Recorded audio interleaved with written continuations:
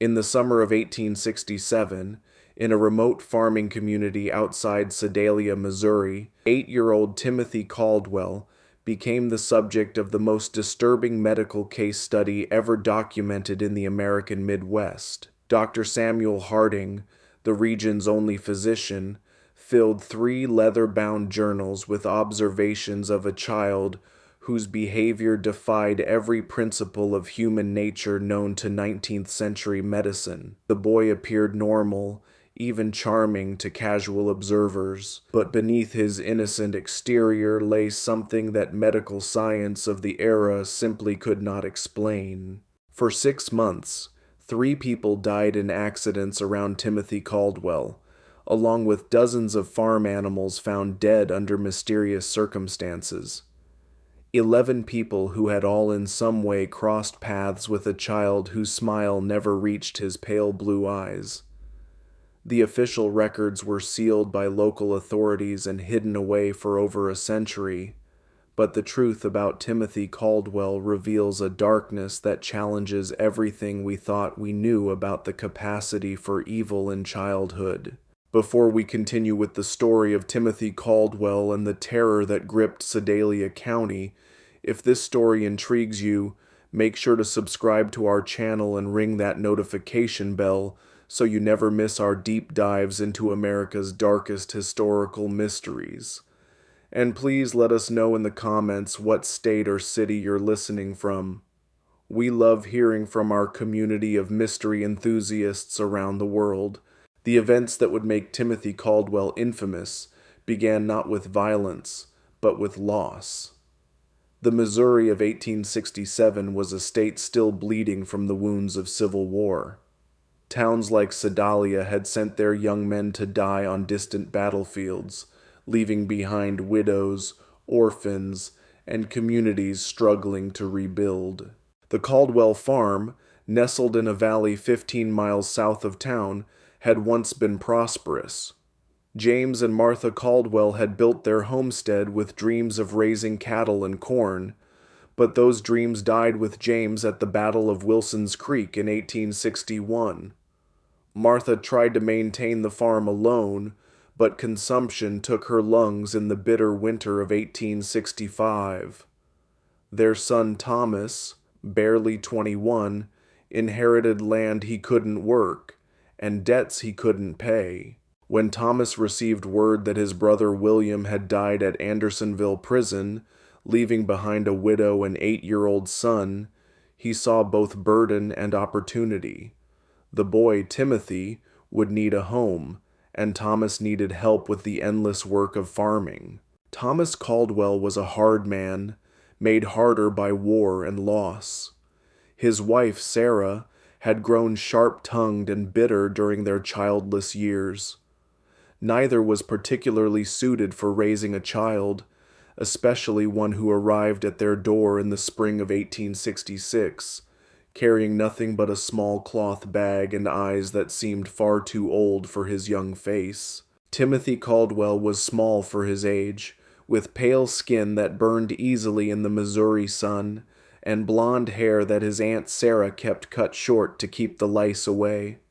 He spoke little of his life before the farm, offering only fragments when pressed. His father had been a soldier. His mother had coughed blood. He had lived with neighbors for a while after she died. What struck adults most about Timothy was his politeness. He always said, "Yes, sir," and "Yes, ma'am." He never complained about work or punishment. He seemed in every way to be the model of a well-behaved child. Dr. Samuel Harding first encountered Timothy in June of 1866, when the boy accompanied his uncle to town for supplies. Harding, a graduate of the Missouri Medical College and one of the few formally trained physicians west of St. Louis, had developed a keen eye for reading people during his years treating both Union and Confederate soldiers. Something about the Caldwell boy unsettled him, though he couldn't identify what. The child was perfectly respectful, Harding would later write in his journal. He answered questions directly, maintained appropriate eye contact, and displayed none of the fidgeting or shyness typical of rural children encountering strangers. Yet I found myself deeply uncomfortable in his presence. His gaze held an intensity that seemed to suggest he was studying me with the same clinical interest that I typically reserved for my patients. The farming community around Sedalia was small enough that everyone knew everyone else's business. The Caldwell farm was isolated, but not so isolated that neighbors didn't notice things. Mrs. Eleanor Patterson, whose property bordered the Caldwell land, would often see Timothy working in the fields or tending to the livestock.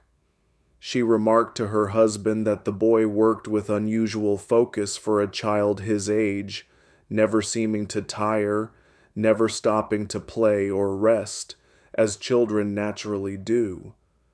It was like watching a little machine, she told her husband Samuel over dinner one evening.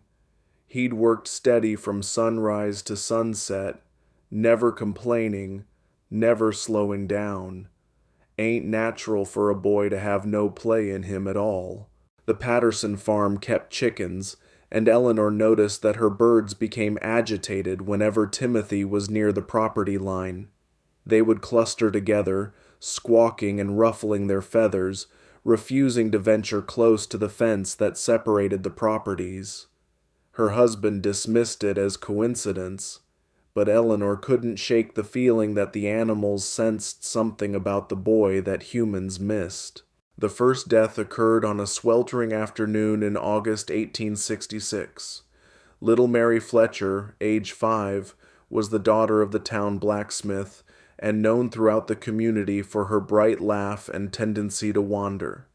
She had been playing near Willow Creek, a shallow stream that ran between several properties, including the Caldwell farm. Timothy found her body.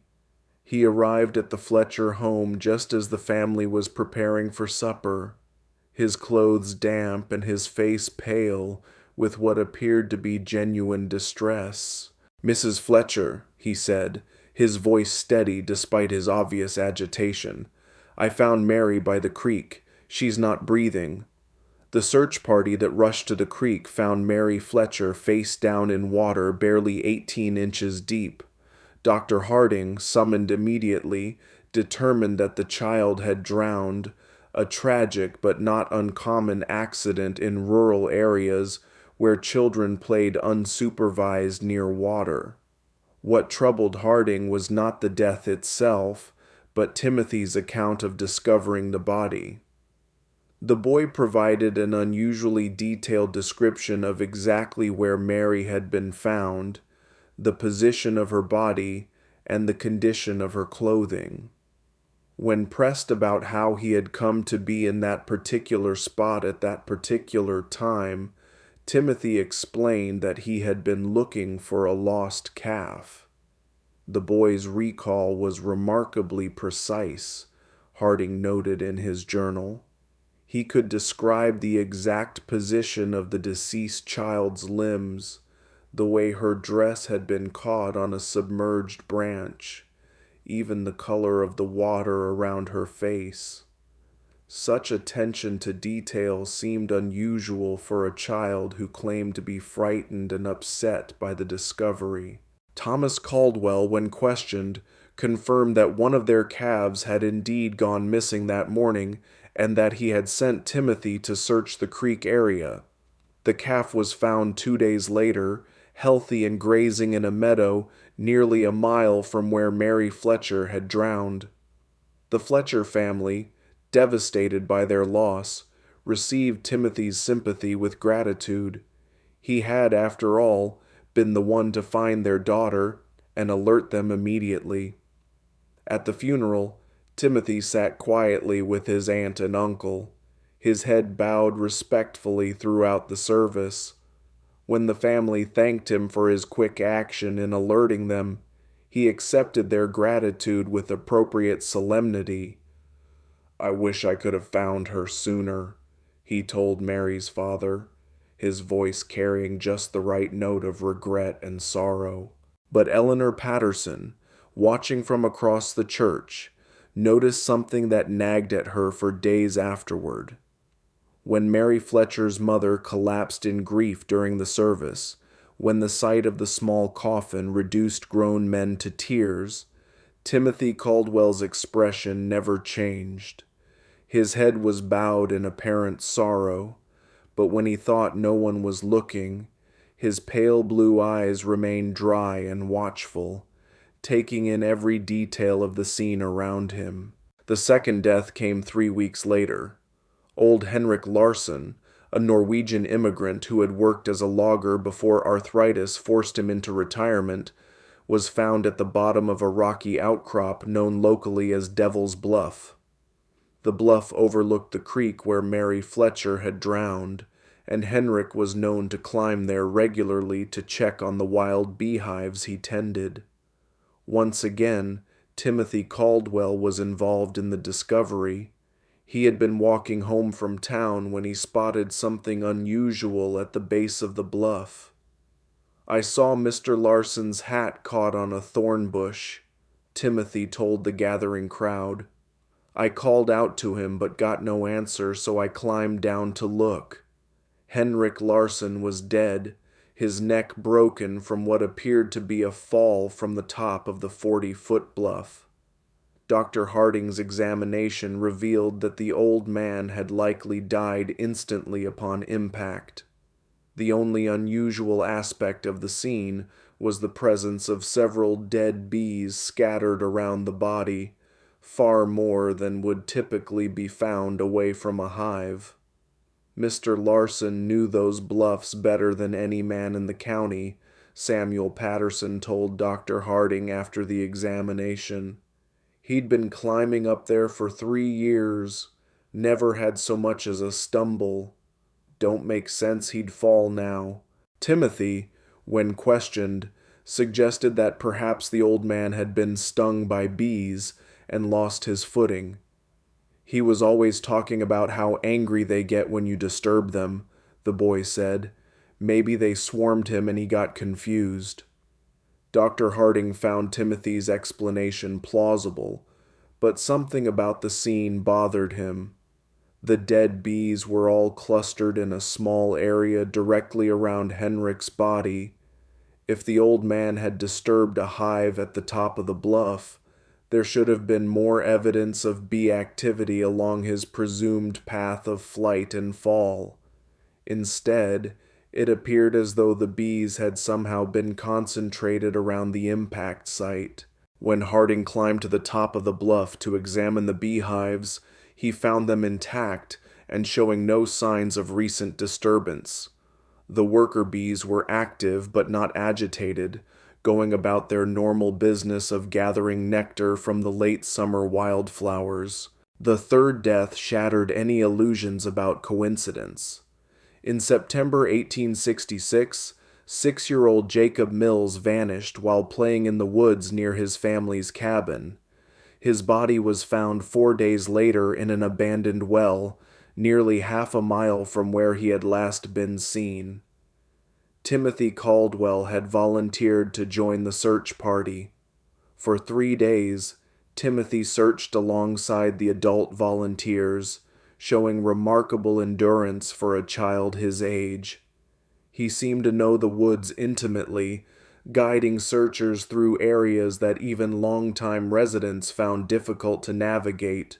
When asked how he had learned the terrain so well, Timothy explained that he often explored the woods during his free time, looking for useful plants and herbs that his aunt could use for cooking and medicine. On the 4th day, Timothy appeared at the Mills cabin just after dawn. "I think I found something," he told Jacob's father, his voice heavy with exhaustion. "There's an old well about a half-mile north of here. I heard what sounded like crying." The well was partially concealed by fallen logs and overgrown brush. Jacob Mills was at the bottom, alive but barely conscious, suffering from dehydration and exposure. Dr. Harding was summoned immediately, but the boy died within hours of being pulled from the well, his small body unable to recover from the ordeal. The child had been at the bottom of that well for nearly 4 days, Harding wrote in his journal. The fact that Timothy Caldwell was able to locate him in such an obscure location raises troubling questions. How extensive is the boy's knowledge of the local terrain? What other hidden dangers might he be aware of? More troubling still was Timothy's behavior during Jacob's final hours. While the Mills family maintained a vigil around their dying son, Timothy sat quietly in the corner of the cabin, apparently praying. But Dr. Harding, positioned where he could observe the boy without being noticed, saw something that deeply disturbed him. Timothy wasn't praying. His lips were moving, but his eyes were fixed on Jacob Mills with an intensity that seemed almost scientific. He appeared to be cataloging every detail of the dying child's condition: the labored breathing, the pale skin, the way consciousness flickered in and out. When Jacob finally died, Timothy's expression showed no grief or shock. Instead, there was something that Harding could only describe as satisfaction. After the funeral, Dr. Harding made an excuse to visit the abandoned well where Jacob had been found. The sight troubled him for reasons he couldn't articulate. The well was indeed well hidden, concealed by natural debris that would have taken considerable effort to move. Yet Timothy had claimed to hear crying from this location, a claim that seemed improbable given the depth of the well and the amount of brush covering it. As Harding examined the scene more carefully, he noticed something that the initial rescue party had missed in their urgency to save Jacob Mills. Around the rim of the well, the debris had been arranged with unusual precision. Logs and branches that should have fallen randomly showed signs of deliberate placement, creating a natural-looking camouflage that would be nearly impossible to spot unless one knew exactly where to look. The implications were too disturbing to voice aloud, but Harding could not shake the suspicion that Jacob Mills had not simply fallen into the well. Someone had placed him there, and someone had carefully concealed the location until the boy was too weak to survive rescue. That evening, Harding began keeping detailed notes about Timothy Caldwell. If his suspicions were correct, the boy posed a danger to the entire community. But suspicions were not evidence, and evidence was exactly what Harding lacked. The problem was that Timothy Caldwell was, by all appearances, a model child. He attended church regularly with his aunt and uncle, sitting quietly through services and reciting prayers with appropriate reverence. He worked diligently on the farm, completing tasks that would challenge many adult workers. He spoke respectfully to his elders and showed proper deference to authority figures. Most importantly, Timothy had plausible explanations for his presence at each tragedy. He had been looking for a lost calf when he found Mary Fletcher. He had been walking home from town when he spotted Henrik Larsson's hat. He had volunteered to help search for Jacob Mills, as any concerned member of the community would do. But Harding's medical training had taught him to look beyond surface appearances. In treating wounded soldiers, he had learned to recognize the signs of men who killed not from patriotic duty or desperate necessity, but from something darker and more fundamental. There was a coldness in such men, a disconnection from normal human emotion that manifested in subtle ways. Too little reaction to horror, too much interest in suffering, an ability to discuss violence with clinical detachment. Timothy Caldwell displayed all of these characteristics, but compressed into the body and face of an 8-year-old child. Dr. Harding's investigation began in earnest in October 1866. Using his position as the community's physician, He made regular visits to farms and homes throughout the area, ostensibly checking on the health of families still recovering from the hardships of war. In reality, he was gathering information about Timothy Caldwell. What he discovered painted a disturbing picture of a child who seemed to exist at the center of an ever-widening circle of misfortune. Livestock on neighboring farms had been dying at unusual rates, not from disease, but from what appeared to be accidental injuries. Chickens were found with broken necks, apparently killed by foxes that left no other signs of predation. Pigs suffered mysterious wounds that became infected and led to death. Horses developed sudden lameness that forced farmers to put them down. Mrs. Eleanor Patterson confided to Dr. Harding that she had lost 17 chickens in the past 2 months. "It's the strangest thing," she said. "They're dying 1 or 2 at a time, always found in the morning with their necks broken clean. My husband thinks it's foxes, but I've never seen fox sign around the coop. And the way they're killed? It's too neat, too careful." When Harding examined the most recent casualties, he found evidence that supported Eleanor's suspicions. The chickens had been killed with precise force applied to specific points on their necks, a technique that required considerable knowledge of anatomy. It was not the random violence typical of predator attacks, but something much more deliberate and controlled. Similar patterns emerged on other farms. James Wickham had lost 3 calves to what he described as freak accidents, animals that had somehow managed to strangle themselves on ropes or wedge their heads in fence rails in ways that defied logical explanation. Robert Dunham's prize bull had fallen into a ditch and broken its leg, despite being one of the most sure-footed animals in the county. In every case, the affected farms were within walking distance of the Caldwell property, and in several instances, neighbors reported seeing Timothy in the vicinity around the time of the incidents. "I saw him walking along our fence line the morning before we found the calf," James Wickham told Dr. Harding. "Thought it was odd, him being so far from home, but the boy was always polite when he saw me, waved and called out a greeting like he was taught proper." Dr. Harding also began paying closer attention to Timothy's behavior during his routine medical visits to the Caldwell farm. The boy was always present during these visits, standing quietly while Dr. Harding examined his aunt and uncle for the various ailments common to farming life. But Harding noticed that Timothy watched these examinations with unusual interest, asking questions about anatomy and medical procedures that seemed advanced for a child his age. "How do you know if someone's really dead?" Timothy asked during one visit, his tone calm. "But if someone's really dead?" Timothy asked during one visit, his tone casual as if discussing the weather.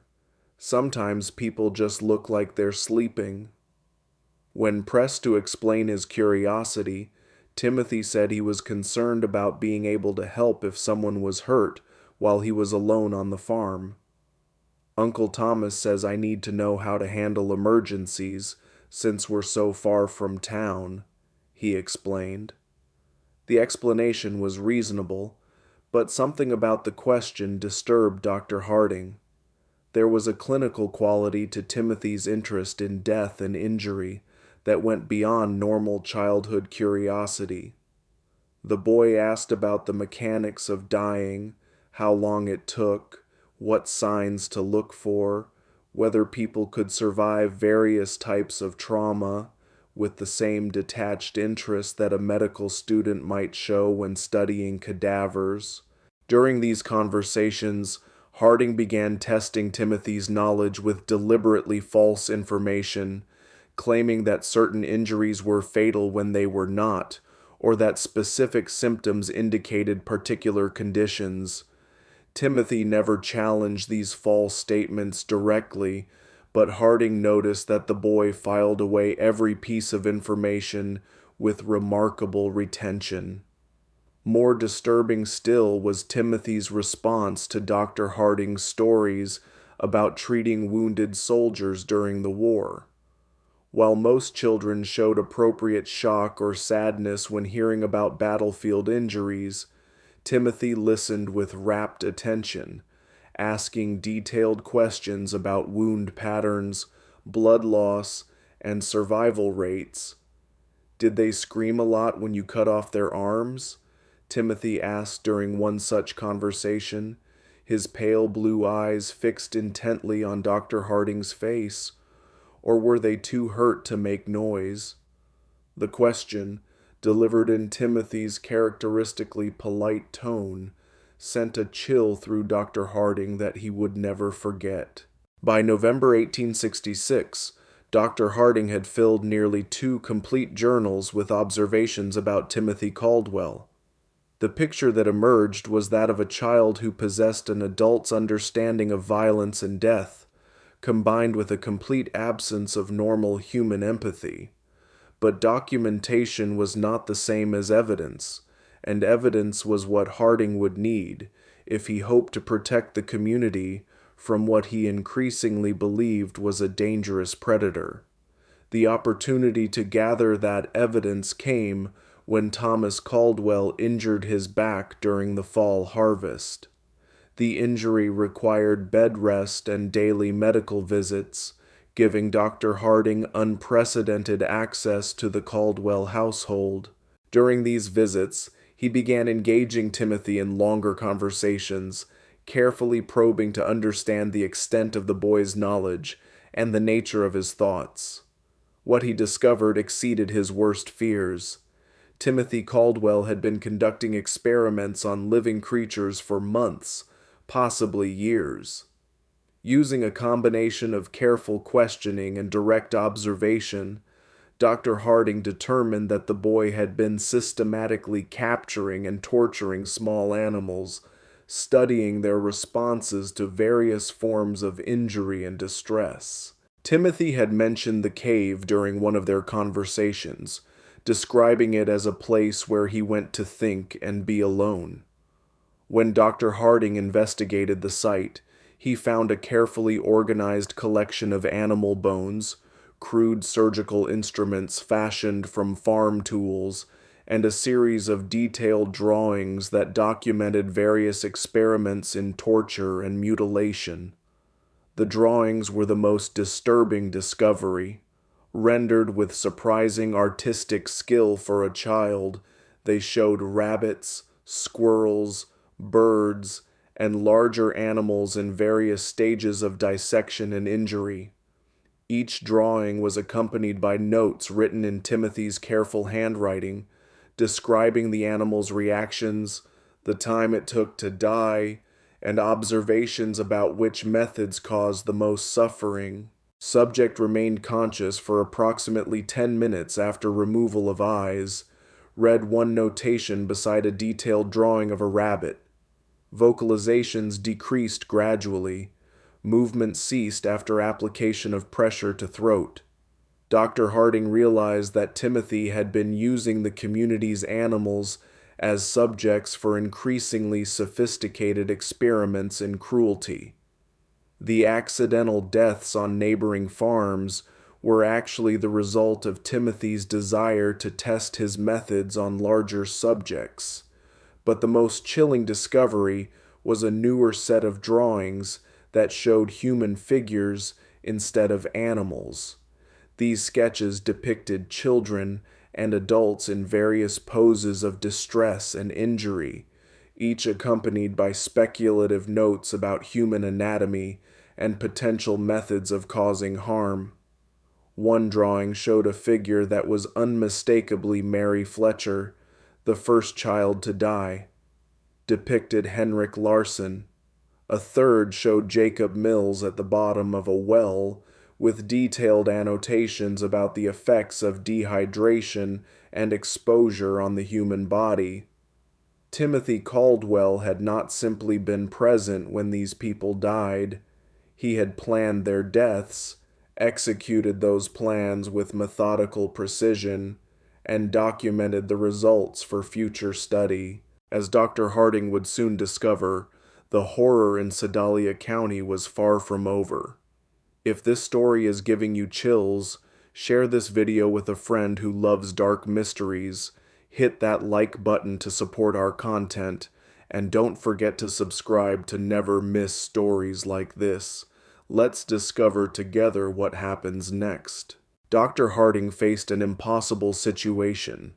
The evidence in the cave proved that Timothy Caldwell was responsible for multiple deaths, but that evidence had been obtained through what amounted to illegal search. Moreover, the idea that an 8-year-old child could be a calculating murderer was so far outside the accepted understanding of human nature that no court would accept such a claim. The medical science of 1867 had no framework for understanding antisocial personality disorder or psychopathy. The prevailing belief was that children were inherently innocent, corrupted only by bad influences or traumatic experiences. The idea that a child could be born without the capacity for empathy or moral reasoning was literally inconceivable to most people.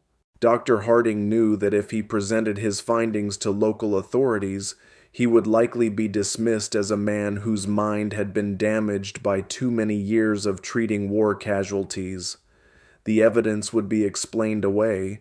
Timothy would be defended as a traumatized orphan acting out his grief, and the killings would continue. Instead, Dr. Harding decided to confront Timothy directly. During his next visit to the Caldwell farm, he asked the boy to walk with him to check on the livestock in the far pasture. Once they were alone, Dr. Harding revealed what he had discovered in the cave. Timothy's reaction was not what Dr. Harding had expected. The boy showed no surprise, no denial, no fear at being caught. Instead, he listened calmly as Dr. Harding described the drawings and notes, occasionally nodding as if confirming the accuracy of the doctor's observations. "You're not going to tell anyone," Timothy said when Dr. Harding finished speaking. It was not a question or a plea, but a statement of fact delivered with absolute confidence. "Why wouldn't I?" Dr. Harding asked, genuinely curious about the boy's reasoning. Timothy smiled, the first genuine expression of emotion that Dr. Harding had ever seen on his face. "Because no one would believe you," he said, "and because you're curious about what I'll do next." The boy was right on both counts. Dr. Harding knew that his claims would sound like the ravings of a man losing his sanity. But Timothy had also identified something that the doctor was reluctant to admit even to himself, a scientific fascination with observing the development of what might be the most dangerous human being he had ever encountered. "How long have you been doing this?" Dr. Harding asked. "Since I was 5, Timothy replied matter-of-factly. "Maybe earlier. I started with insects, then mice, then bigger things. It's interesting to see how different animals react to the same treatments. And the people who died." Timothy shrugged. "They were experiments too. I wanted to see if people would react the same way as animals. They do, mostly. But they're better at understanding what's happening to them. That makes it more interesting." Dr. Harding felt a chill that had nothing to do with the November air. "What are you planning to do next?" Timothy considered the question seriously before answering. "I need to find out what happens when you hurt someone who trusts you completely, someone who wouldn't suspect anything until it was too late." The implication was clear. Timothy was planning to kill his aunt and uncle. Dr. Harding knew he had perhaps days, possibly only hours, before Timothy acted on his plans. The boy had revealed his intentions with the casual confidence of someone who believed himself untouchable, and past experience suggested that Timothy did not delay once he had decided on a course of action. That evening, Dr. Harding visited Sheriff William Crawford in Sedalia. Crawford was a practical man who had served with distinction in the Union Army and had little patience for theories or speculation, but he also trusted Dr. Harding's judgment and was willing to listen to evidence, regardless of how unusual the circumstances might be. Dr. Harding presented his case carefully, focusing on verifiable facts rather than psychological theories. He showed Crawford the drawings and notes from the cave, pointed out the pattern of deaths and accidents surrounding Timothy, and documented the boy's unusual knowledge of anatomy and violence. Most importantly, Dr. Harding revealed Timothy's stated intention to kill his aunt and uncle.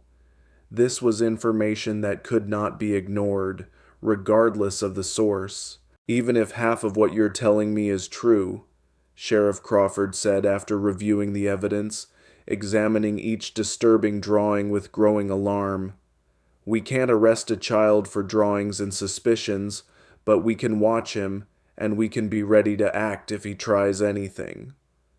Crawford studied the anatomical precision of Timothy's sketches, noting details that even his experience as a Civil War veteran hadn't prepared him for.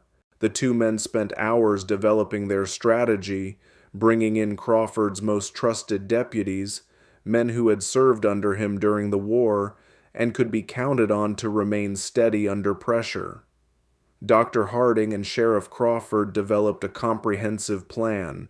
Timothy appeared in the doorway before Dr. Harding had even climbed down from his buggy. The boy stood perfectly still, his pale blue eyes tracking the doctor's movements with predatory focus. He was dressed in his usual work clothes, but Dr. Harding noticed that Timothy's sleeves were rolled up past his elbows, and his hands appeared to have been scrubbed recently, the kind of thorough cleaning that suggested preparation for messy work. "Good morning, Dr. Harding," Timothy said, his voice carrying its characteristic politeness, but something underneath had changed. There was an anticipation there, an excitement that the boy was struggling to contain. "I've been waiting for you." The words sent a chill through Dr. Harding. Timothy's use of waiting suggested that he had been expecting this visit, had perhaps even been counting on it as part of whatever plan he had set in motion. "Good morning, Dr. Harding," Timothy said, his voice carrying its characteristic politeness, but something underneath had changed. There was an anticipation there, an excitement that the boy was struggling to contain. "I've been waiting for you." The words sent a chill through Dr. Harding. Timothy's use of waiting suggested that he had been expecting this visit, had perhaps even been counting on it as part of whatever plan he had set in motion. "What did you give them?" Dr. Harding asked quietly, not turning to look at Timothy, but knowing the boy was watching every move he made. "Just some herbs I found in the woods," Timothy replied, his tone innocent, but his choice of words deliberate. "There are so many interesting plants growing wild around here. Some of them have very useful properties." Dr. Harding checked Thomas's pulse and found it weak but steady. Sarah showed similar symptoms. She was deeply unconscious but still alive. Whatever Timothy had used, he had been careful about the dosage. The boy wanted his victims helpless but alive, at least for now. "They're not going to wake up for several hours," Timothy continued conversationally. "That should give us plenty of time to talk without interruption." The conversation that followed was unlike anything Dr. Harding had ever experienced. Timothy spoke about murder and torture with the clinical detachment of a medical professor discussing anatomy. He described his experiments on animals and humans with scientific precision, explaining his methodologies and the insights he had gained from each death. "Mary Fletcher taught me that drowning is actually quite slow," Timothy said, settling into a chair as if beginning a pleasant afternoon chat. "Everyone thinks people just slip under the water and disappear, but that's not how it works at all. There's struggling and panic, and this interesting pattern of breathing attempts before the person finally gives up. I had to hold her down for almost 3 minutes before she stopped fighting. Dr. Harding felt his blood turn to ice. You held her under the water. Timothy nodded eagerly. She was playing by the creek, and I told her I'd found a pretty stone on the bottom. When she bent over to look, I just pushed her head down and held it there. She was so small that it didn't take much strength, but she fought harder than I expected. That's when I realized that people have much stronger survival instincts than animals, and Henrik Larsson. That was more complicated, Timothy admitted. I couldn't overpower him physically, so I had to be more creative. I knew he checked his beehives every Thursday morning, so I went up to the bluff the night before and loosened some of the stones along the edge. Then I collected bees from one of his hives and put them in a cloth bag. Timothy's eyes gleamed as he described his methodology. When Mr. Larsson climbed up to check the hives, I was waiting behind some rocks. I threw the bag of bees at his face and started shouting that there was a massive swarm attacking him. He panicked and stumbled backward, right over the edge where I'd weakened the stone barrier. The fall killed him instantly, just like I calculated it would, and Jacob Mills. Jacob was the most interesting of all, Timothy said, his voice taking on the tone of a teacher sharing a particularly fascinating lesson. I didn't kill him quickly like the others. I wanted to see what would happen if someone died slowly, over several days. So I convinced him to follow me into the woods by telling him I'd found a family of baby raccoons. Timothy paused, seeming to savor the memory. Jacob was so concerned about the imaginary baby animals that he didn't think twice about the danger. I helped him climb down into the well. Then I moved the logs and brush to cover the opening.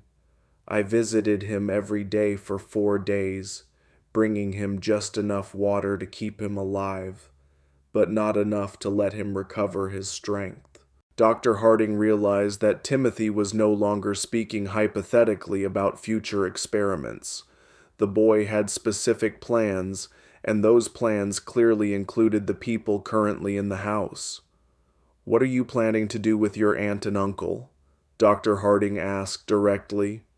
Timothy's genuine smile returned, broader than Dr. Harding had ever seen it. "That's where you come in, Dr. Harding. See, all of my previous experiments have been with people who didn't know what was happening to them until it was too late. But you're different. You understand exactly what I am and what I'm capable of. That makes you the perfect subject for a completely new type of study." As Timothy spoke, he began moving around the room, gathering items that Dr. Harding recognized as potential weapons: rope from the barn, a heavy candlestick from the mantelpiece, several sharp kitchen implements. The boy organized his tools with methodical precision, as if preparing for surgery. "I want to find out what happens when someone who knows they're going to die tries to save people they care about." Timothy continued, his excitement growing. "Will you sacrifice yourself to save Uncle Thomas and Aunt Sarah? Will you try to fight me even though you know I've planned for that possibility? Will you try to run away and abandon them to save yourself?" Dr. Harding knew that the time for conversation had passed. Timothy had revealed enough of his plans to make clear that everyone in the house was in immediate mortal danger.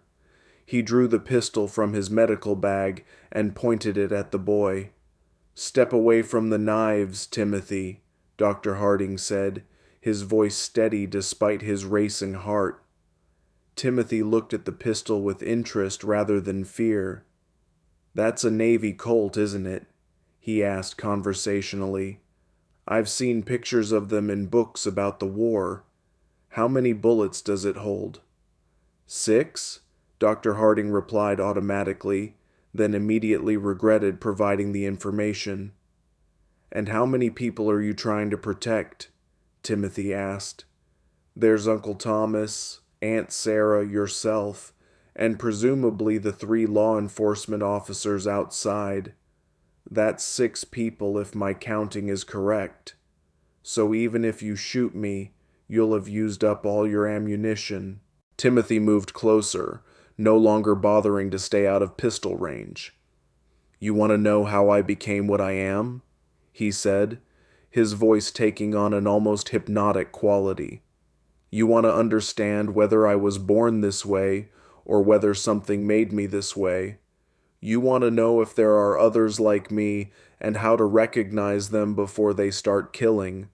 Each statement was true, and Timothy's ability to identify and exploit Dr. Harding's intellectual curiosity was as frightening as his capacity for violence. The boy understood people well enough to predict their behavior and manipulate their responses, even when they knew they were being manipulated. The confrontation came as Timothy approached his sleeping uncle with a length of rope in his hands. Dr. Harding stepped forward to intervene, but Timothy moved with surprising speed and strength, producing the kitchen knife and slashing at the doctor's arm. The struggle that followed was brief, but violent.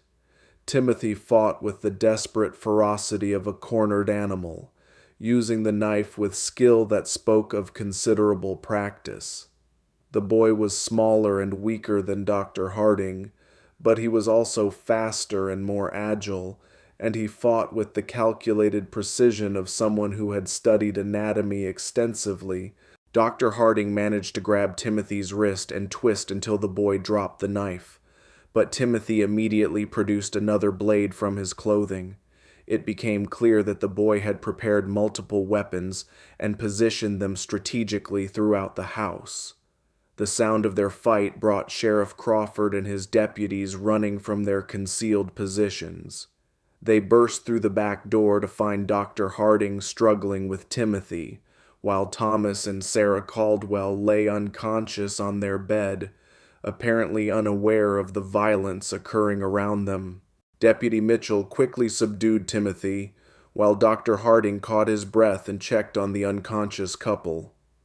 When the dust settled, Timothy Caldwell sat calmly in the corner of the room, his clothes torn and his face bloodied, but his pale blue eyes still holding that same cold intelligence that had first disturbed Dr. Harding so many months earlier.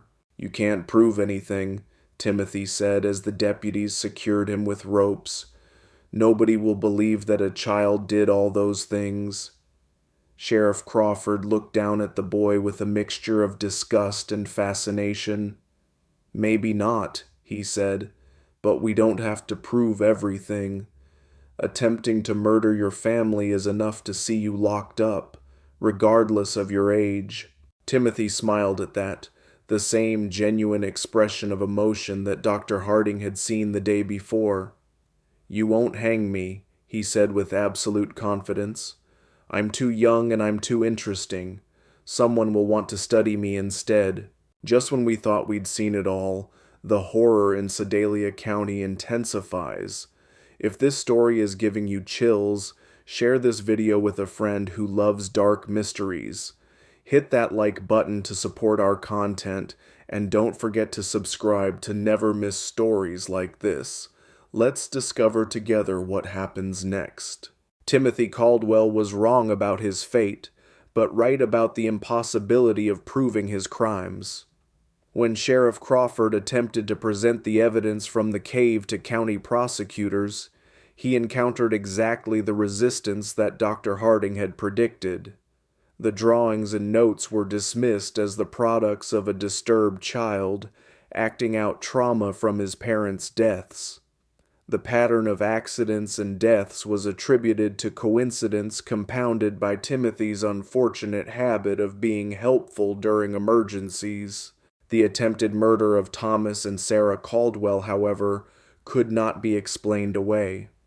3 law enforcement officers had witnessed Timothy attacking his sleeping relatives with clear intent to kill. Even the most sympathetic observers could not argue that an 8-year-old boy would attack family members with a knife, unless something fundamental was wrong with his character. The legal system of 1867 had no framework for dealing with violent children. Timothy was too young for adult prosecution, but too dangerous for simple placement in an orphanage or reformatory. The case created unprecedented challenges for Missouri's justice system, attracting attention from legal scholars and medical professionals throughout the region. After weeks of legal wrangling and consultation with experts from as far away as Boston and Philadelphia, a compromise was reached. Timothy would be remanded to the custody of the Missouri State Hospital for the Insane in Fulton, where he would be studied and treated by the most advanced alienists available in the region. The decision satisfied no one completely. Prosecutors wanted Timothy tried as an adult for murder, while defense attorneys argued that no child so young could be held responsible for his actions. Medical professionals were divided between those who believed Timothy could be rehabilitated and those who considered him incurably dangerous. Dr. Samuel Harding volunteered to accompany Timothy to the hospital and remained there for 3 months, documenting the boy's behavior and working with hospital staff to develop understanding of what they were dealing with. The resulting case study became one of the first systematic examinations of antisocial behavior in children, though it would not be published until decades after the events. Timothy adapted to hospital life with the same calculating intelligence he had shown on the farm.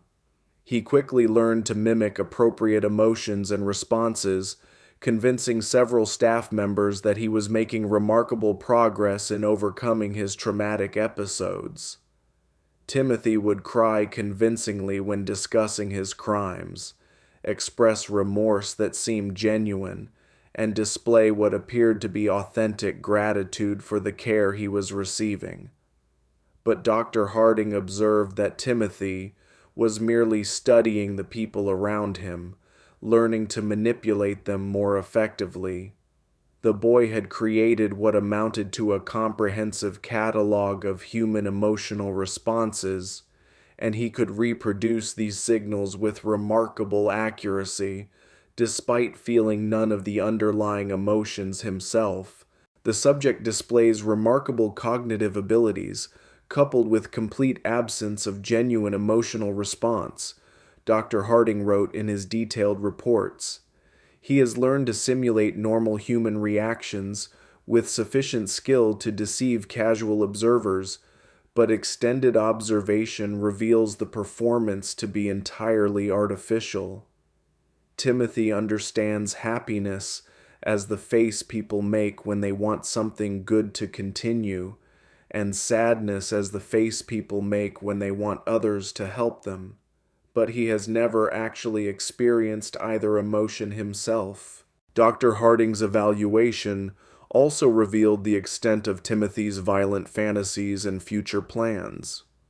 When the boy believed he had gained Dr. Harding's trust by pretending to be fascinated by the scientific approach to studying human behavior, Timothy began sharing ideas for future experiments that made his past crimes seem almost restrained by comparison.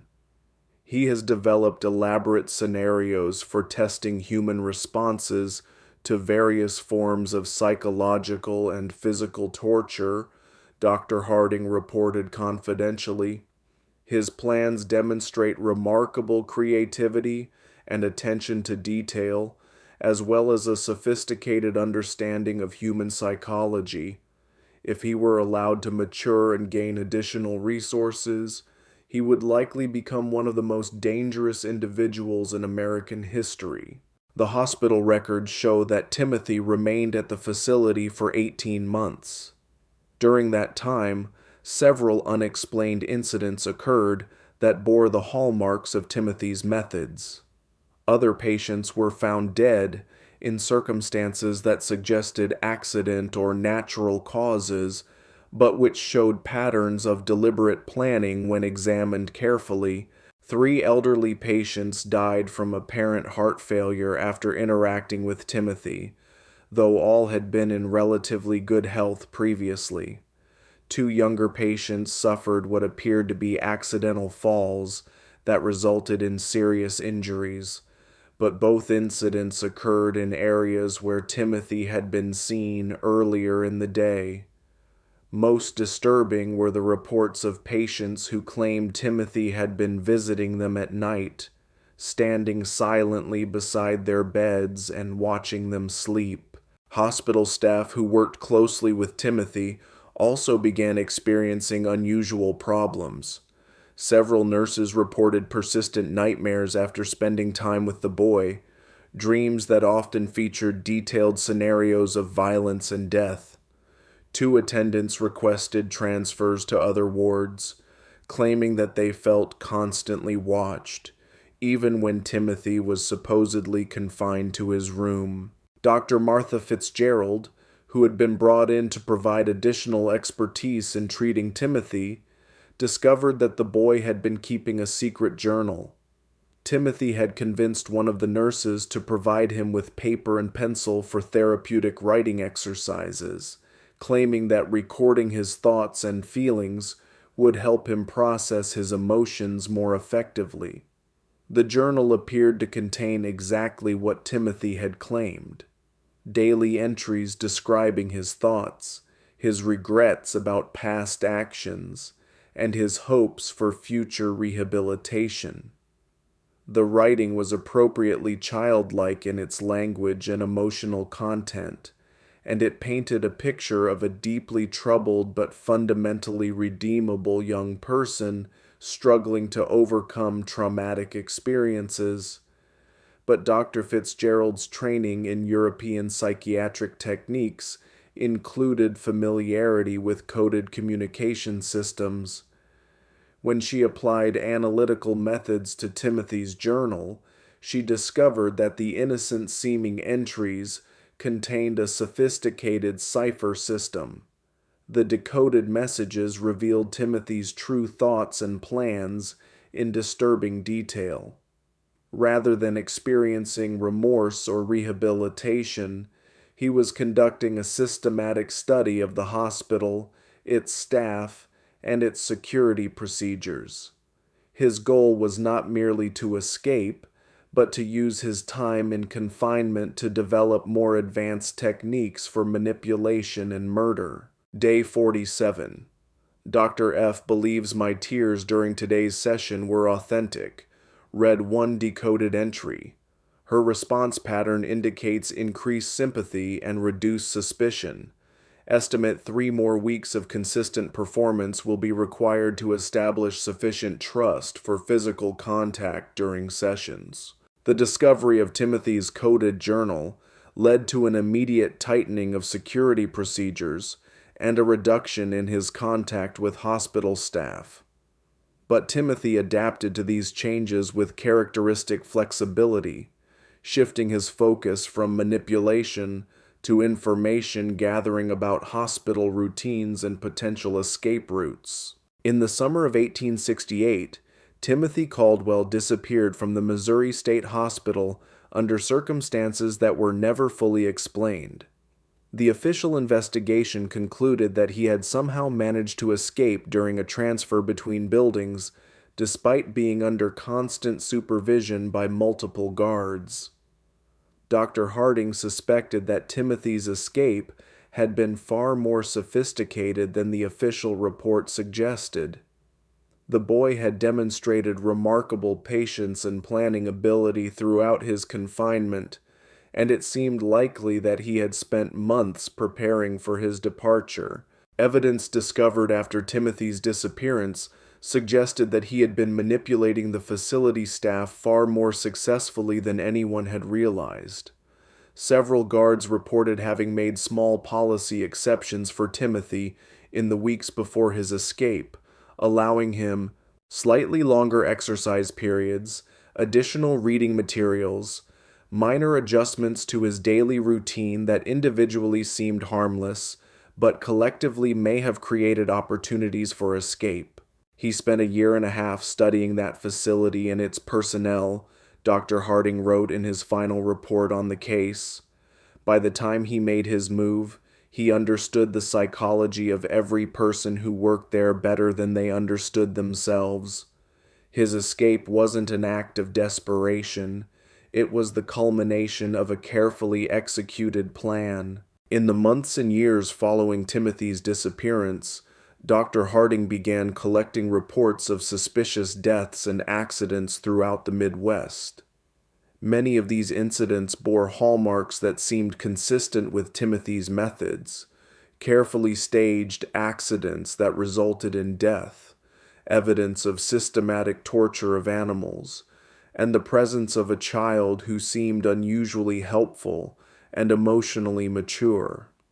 The challenge was that Timothy would now be older, potentially strong enough to overpower adult victims, and certainly sophisticated enough to avoid the mistakes that had led to his original capture. His time of intensive study in human psychology, combined with his natural intelligence and complete lack of moral restraint, had created something unprecedented in American criminal history. Dr. Harding spent the remaining years of his career tracking these reports and attempting to develop a comprehensive understanding of what Timothy Caldwell represented. His private journals, discovered after his death in 1891, contained hundreds of pages documenting cases that might have involved Timothy, along with theoretical discussions about the nature of evil and the possibility that some individuals might be born without the capacity for moral reasoning. The broader implications of Timothy's case continued to influence discussions about criminal justice, child psychology, and mental health treatment for decades after his disappearance. His ability to deceive trained professionals raised uncomfortable questions about the reliability of psychiatric evaluation, while his manipulative skills highlighted the potential dangers of assuming that all children are inherently innocent and redeemable. The Caldwell farm was abandoned after Thomas and Sarah recovered from their ordeal. Neither could bear to remain in the place where they had unknowingly harbored a killer for nearly 2 years. The property eventually reverted to the county and was sold to developers in the 1890s, but local residents avoided the area for decades afterward. The cave where Timothy had conducted his experiments was sealed by Sheriff Crawford shortly after the boy's arrest, but the location was never forgotten by those who knew of its significance.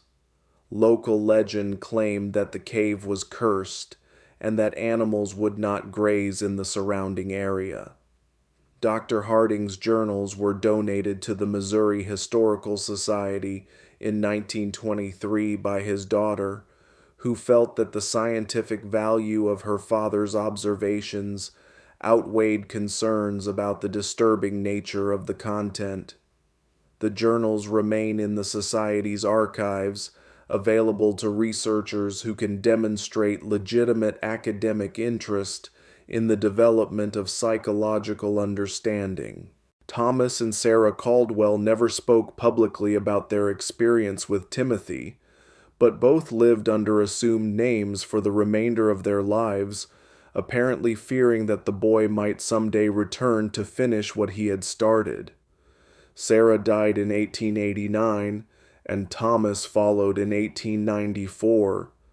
Neither ever had children of their own. In his final journal entry, written just days before his death in 1891, Dr. Harding reflected on the broader implications of Timothy's case. I have spent 24 years trying to understand what Timothy Caldwell represented, and I fear I have reached a disturbing conclusion. Timothy was not an aberration. He was a glimpse into what human beings might become when stripped of the moral and emotional constraints that we consider fundamental to our nature. If he survived to adulthood, then somewhere in America there walks a man who understands human psychology better than any trained professional, who can manipulate people with supernatural skill, and who views the rest of humanity as nothing more than subjects for experimentation.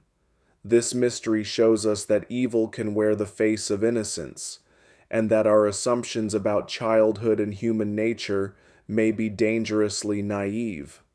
The case of Timothy Caldwell forces us to confront uncomfortable questions about the nature of moral development and the possibility that some individuals may be born without the capacity for empathy or conscience that we consider fundamental to humanity. What do you think of this story? Do you believe everything was revealed, or might there be more to Timothy Caldwell's fate than the official records suggest? Leave your comment below and let us know your thoughts about this disturbing chapter in American history. If you enjoyed this tale and want more horror stories like this, subscribe, hit the notification bell, and share with someone who loves mysteries as dark and complex as this one. Remember, the truth is often more terrifying than fiction, and history holds secrets that continue to challenge our understanding of human nature. See you in the next video,